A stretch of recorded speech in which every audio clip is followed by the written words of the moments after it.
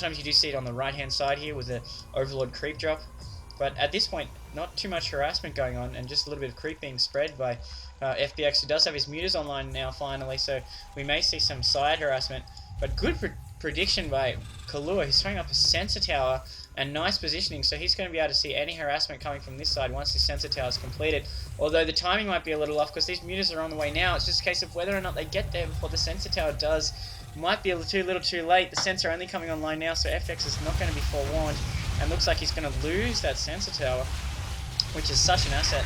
But it does mean he was able to pull his Marines in before he was able to take any economic damage. I kind of feel that FPX should have just flown by and taken out the SCVs there. Although now he's got the classic situation where he's got to keep Killua guessing as to where he's going to be. But there is one Viking out looking to snipe these siege tanks and just ignoring the Viking fire. Not sure if I like that. Good micro there by FPX though, pulling back the damaged Mutalisk first while he tries to just pick off these non-air units as much as possible. There's so many siege tanks and he's picking so many off at this point. More Mutalisks joining the ball while FPX micros up, so this is strong positional play here from FPX. Killua is kind of forced to defend here, which is exactly what you want from your mutas. You just want to keep harassing, and I don't agree with him going back to his base. He should be harassing.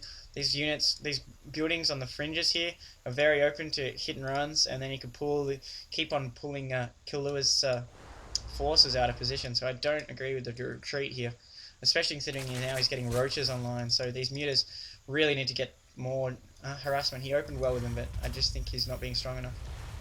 He does have his expansion up now, though, so that is up and running quite well. Yeah, as you were saying, great choice of mutas, but he just needed to go again. He is going again now, though, so we'll have to see how much he can pull off. Meanwhile, FPX just spreading creep all over the place now, just to make sure no other expansions go down. Might try some tricky business there, but he's being very tentative with these mutas because he doesn't want to lose them, but he's really giving up the advantage he could have. He did snipe a couple siege tanks, but he could have done so much more. Now there's 2 Vikings and just so many Marines on the field, so we'll have to see how much he can do here. He's got these mutas around the back, so they will be taking out this missile turret, but doing a lot of damage to one of those mutas, so he has to be very, very careful not to lose all these to these mass Marines and Vikings. Yeah, it's a bit of an unusual situation there. While FPX was able to snipe that scouting Hellion, by doing so he's given away position of his mutas, so Killua is able to put his Marines in just the right place. It's a bit of a standoff situation with Mutalisk harass. If you get caught by the Marine ball or the Viking defense, you can just be shredded so quickly, but you can do so much damage, and he is looking like he might even pick up a tank very cheaply. Caught out of position there. Killua's going to lose 2 tanks to this Muta harass while he has a drop coming in on the left hand side there. So this is a really bad situation here for Killua, forced to pull so much back on the left hand side to defend here while he was able to do so much damage. So I like that play by FBX, noticing really nicely on the left hand side there and pulling back now that he's lost. But Killua really responded really nicely despite losing those 2 siege tanks, and these mutas are still harassing, but now they're being chased off by the Vikings. So I like that pincer movement play, but I think Killua is just too fast on the response there, and despite losing his sensor tower, he was still able to respond really quickly. These mutas are absolutely demolished. They've got like 20 health apiece at the moment. They're so close to dying. It's amazing that he's still got them up. FPX meanwhile has got this gold expansion almost down now, so he will be expanding again. So looking to make use of his map dominance at the moment, while Killua is just hanging out with his Thor in the middle of the map now. So I like this play by FPX, but he has to be careful not to lose this, because these Thor can be quite dangerous.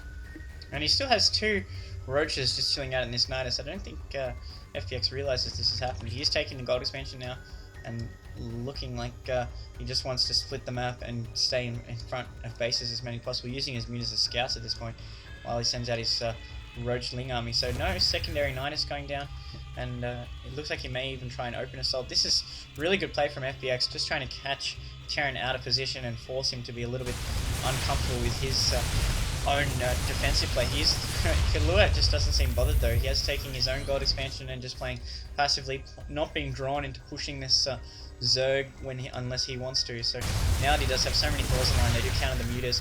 Would like to see more siege tanks, which he lost a bunch of, but it looks like he's committing to these Thors at this point. Siege tank's finally starting to pump out, but he really has no metal support apart from these 2 Thors for this big ball of Marines and Marauders with no medevacs. So I feel that the composition favours FPX at this point. It's just a case of whether or not he does anything about it before the siege tanks come online. These mutas going in again now while the army is away from home, so we'll be able to take out quite a few of these factories and these tech reactors. So good decision there by FPX. He's just doing all this damage while the siege tanks are out, so this is terrible timing for Killua. These siege tanks can go down very, very quickly, and that's just bad timing there. So he only loses, I think, 1 or 2. He does lose a couple of them there, so he is driven off, but just, oh man, this bad timing on Killua's part. That's a bit unlucky. Yeah, it's almost like he could use a pause button on his siege tank production. That's the second time he's just been caught out by these mutalists who've the first time caught his siege tanks going left to defend against Denitis, and now they've caught these siege tanks as they were popping out. So this has been really good timing here by FPX, who does have Infestors online now, so they could provide a bit of a difference when these forces engage, but now he's waited. Killua's been able to get more siege tanks online, which will provide such a crucial difference. It's a good unit composition from FPX. He just doesn't have that many at this point. He's spending his minerals fairly effectively, though, not getting much above 500, so whereas Killua's around 800. But Killua's constantly running into the realm of supply block here, which has been a bit unusual for him. And this Thor, that AoE splash damage hitting those mutas, especially with those attack upgrades, 2 weapon upgrades, really just going to town on these mutas who are just almost getting taken out here. And that was really bad miss micro. And these Infestors being caught out of position. Terrible micro there by FPX. Realizing that the Thors are on the right, he must have thought they were out of position. So he just suicided those 2 Infestors there, which is just a huge gas investment. And it's just absolutely terrible play there from FPX. Just a little bit of a blunder, unfortunately. Whereas Killua now must be feeling pretty confident, having seen those Infestors go down, which were the main threat to his army. And as a result, FPX has pulled back. Although I do like the way FPX has spread this creep everywhere. So Killua is still a bit on the defensive, paying passively, taking another base, getting his gold up. Meanwhile, a huge amount of economy pouring in for FPX, and he's just massive at this point. But I'm not sure if it's going to be enough, because Killua is just being allowed to constantly build up, and FPX hasn't really been looking to press his advantage, and he lost those Infestors and only just now getting them replaced. So bit of an unfortunate position there. Just mass roach and Infestors coming for FPX. Meanwhile, just siege tanks and a couple medivacs. A Ghost Academy actually going down, being lined up for Killua. So I will see some tricky business if he's allowed it. But there's just so much map dominance by FPX. He's moving along with these Overlords into the base now. A bit of a doom drop. They are not upgraded ones though. So, sorry, they are actually. So they'll be moving in across the map now. So they'll be able to do a lot of damage if they can get free. Meanwhile, just Roaches just massing up now, just picking out these barracks and these factories, while these Thors and Marines is caught well out of position now. This missile turret doing a lot of damage to these Overlords, but just so many Roaches just in the middle of these base. He has to start lifting off some of these structures because they're just going to get absolutely wasted. Finally, this Terran army is able to cut off the escape if they do try and escape, but just doing so much damage. He does know there's a Ghost Academy because he did attack at the right time, so good timing again by FPX, but